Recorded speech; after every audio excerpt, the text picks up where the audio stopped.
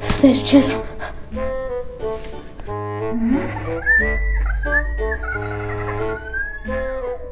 Ти не виж какво намерих в почта? Без подател е. Мислиш ли, че е тайна мисия? Вероятно е грешка, остави го на страна. Имаме си достатъчно работа.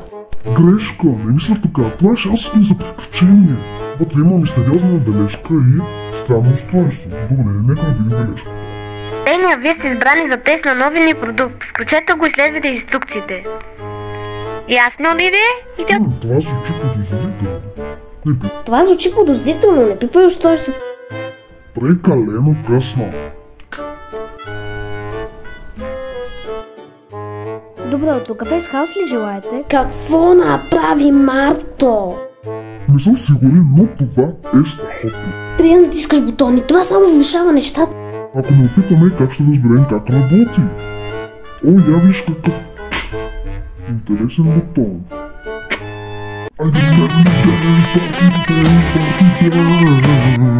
Мартине, какво става тук? Аз всъщност Марто ще ви обясня. Ей, поне на тази бележка тук има инструкции някакви.